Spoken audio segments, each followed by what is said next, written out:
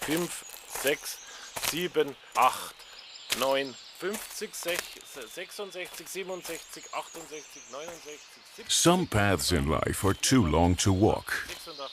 Imagine a man with a vision comparable to the audacious dreams of King Ludwig II of Bavaria. An idea everyone thinks is crazy, just some megalomaniac director's dream. But Stefan Barberino won't be dissuaded from going ahead with his extraordinary plan. He intends to create a total work of art near the original historical site of Neuschwanstein Castle, a festival theater which will be the venue for a stage show written by Barberino himself about the fairy tale King of Bavaria, the musical Ludwig II, Longing for Paradise.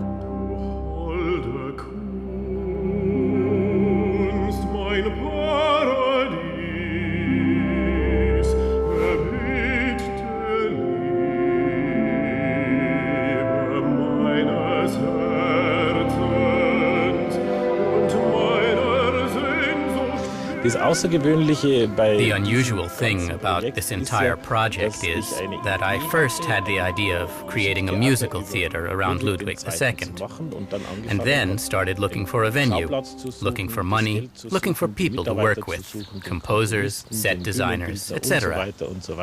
When you hear the story told today in that laid-back Bavarian fashion, it all sounds perfectly easy. But to begin with, not even Stefan Barberino's friends thought the idea had the slightest chance. In 1994, when he started to look for fellow enthusiasts, he didn't have a penny to back his enterprise. But he did have a lot of opponents who wanted to call a plebiscite to rule out the possibility of building the theater in Füssen. Stefan Barberino, as producer, artistic director, author, and director, put together a team that, despite all the initial difficulties, was to help him make his vision become reality. For the music, he found the composer Franz Hummel, a man who made a name for himself as a piano virtuoso before becoming one of the most important names in contemporary music as a composer of symphonies and operas.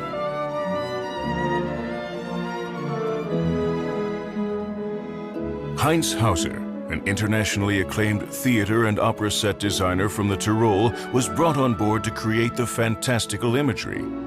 Barberino, Hummel, and Hauser sketched out a rough draft of the musical in visual images before starting to look for other associates, such as the man who came to take care of construction, finances, and marketing for the artistic team, the music publisher Felix Maria Röhl. The project's success was to depend largely on the chief executive, who was responsible for its overall management. The architect Josefina Barberino designed the musical theater Neuschwanstein inspired by historical models. As befits the concept of a total work of art, she wanted to create a festival theater to house her husband's musical that would function as an architectural extension of the play. Sometime later, the Berliner Joachim Herzog, costume designer to some of the most important theater directors, also joined the team. Herzog designed the more than 150 opulent and historically accurate costumes. Finally, the American choreographer John Carafa, a professional who's just as at home on the Broadway stage as in a Hollywood film studio, was brought in to oversee the dance sequences. This play is about Ludwig II, King of Bavaria, and his circle.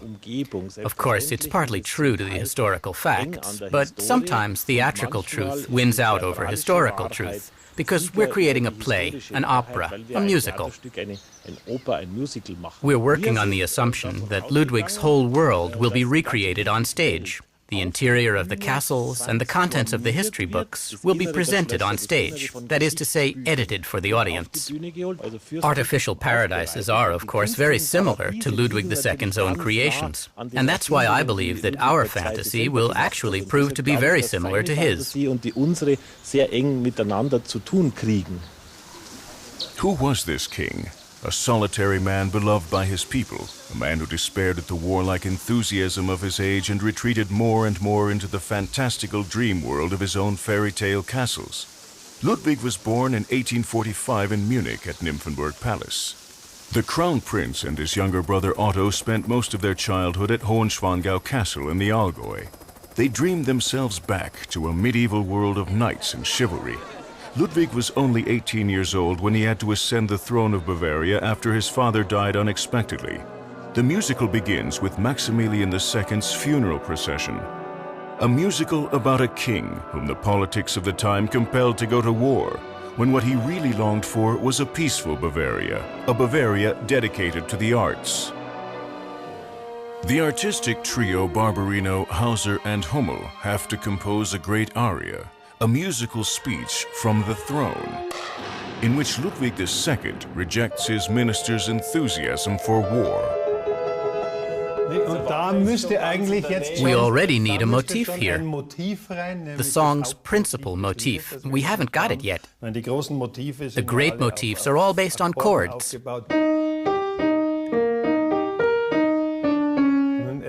Eroica. Nearly all romantic motifs are constructed around simple triads. That's what it has to consist of. But then it ought to be something like, "Oh lovely art, my life," for example. "Oh lovely art," or "my..." That's the thing he longs for. Yeah, of course. He's expressing his enthusiasm in this text. And he has to have a big, largo aria for that. It should really begin quite statically. Ganz statisch beginnen.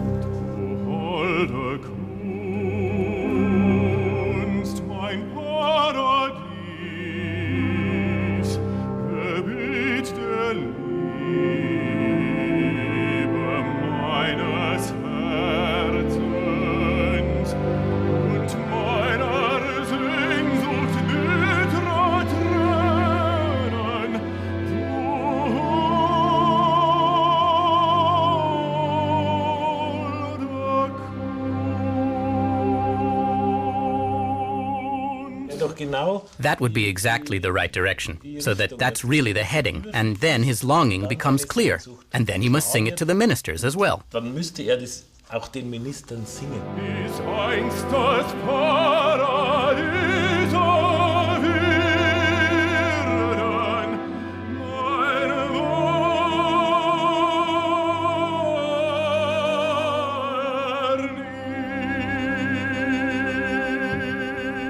ist. Das war wirklich das als Now, if this were the motif, ja, das geht ja schon. that's okay, we'll take that. Es klingt wunderschön.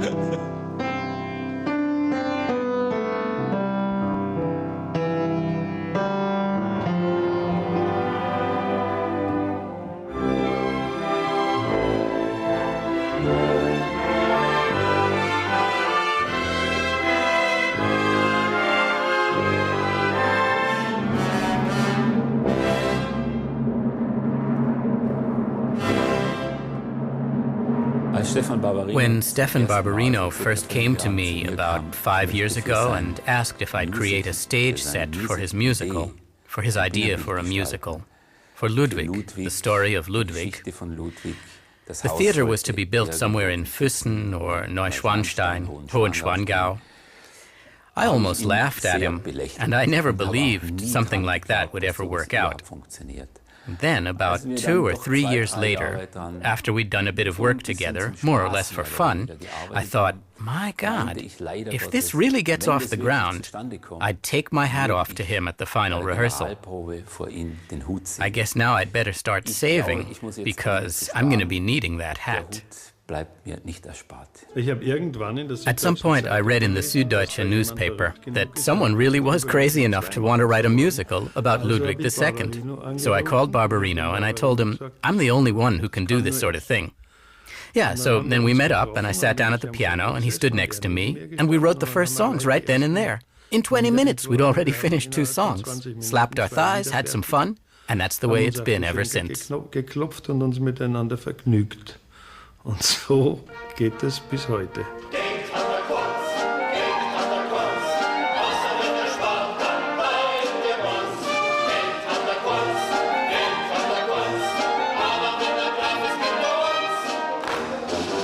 But for all their good humor, there's still every reason to doubt that the project will be a success on the financial front, even though they plan to situate it in the Königswinkel, an attractive area for tourists. After all, the approximately 80 million marks they need for the project are not exactly peanuts. The Bavarian minister's song, "We've Got No Money," is also true of the project's initiators, at least up until the end of 1996, when a startup loan begins to offer a glimmer of hope. But the project is still just a castle in the air. The musical's creators only start to feel optimistic when they secure the necessary capital from 9 financial institutions in Germany, Austria, and the Netherlands, and from a fund with 200 private investors. They're going to need that optimism, because their dream of realizing their total work of art on the original historical site is turning into a nightmare. The search for the right location for the musical theater seems doomed. First, they try Füssen. Unfortunately, that's also in an environmentally protected area. We had a plebiscite to deal with, which we won. Füssen decided in favor of this piece of land. But unfortunately, it was only possible to get a 5-year exemption. And that's too short, of course. It's not worth doing it for that. At first, things look better beneath the Tegelberg, but only at first. Well, we then found out that there might be some Roman remains in the ground around here, because the Via Claudia Augusta, the former Roman road, runs right past here, and that stopped us from digging any further. The castle itself loomed right above the third piece of land. Local protest led to a crucial vote by the local council. Then the Schwangau municipality turned it down by only a small majority, and I have to say it was a bit too close, even for us. For 2 years, they can't find the right piece of land. Just when they've almost given up hope, Stefan Barberino comes across an as yet unused permit to extend a piece of land out into the lake. A stroke of luck. Instead of the intended sports facilities, the musical's creators suggest their theater could be built here. The location is a dream, beautiful and within sight of the castle, on the opposite bank of the Forgensee, which goes dry in winter. By now, the majority of the people of Füssen are behind the project. All the necessary permits have been obtained, and the trucks and cement mixers can move in to lay the foundation. The foundation stone is laid on Ludwig II's 153rd birthday. Getting there is half the fun. Ludwig II also planned to build a theater in Munich, which was to be dedicated to the opera composer Richard Wagner. Josefina Barberino looks at the original drafts. We've developed this theater for a specific play, so we now have the main stage, the side stages that we need for the big stage set, then the auditorium is an amphitheater as with Wagner and Semper, and adjacent to that you have the revolving stage. And you can see it quite nicely now. These wings on the left and right are like the ones in Semper's original design for Wagner and Ludwig, which unfortunately was never built. And now, as a homage to the 3 of them, I've again incorporated the left and right wings in our design. The modern design also incorporates echoes of the Bayreuth Festival Theater and the Prinzregenten Theater in Munich. Work on the building site continues under extreme pressure, even on Christmas. The tight schedule doesn't allow for any breaks.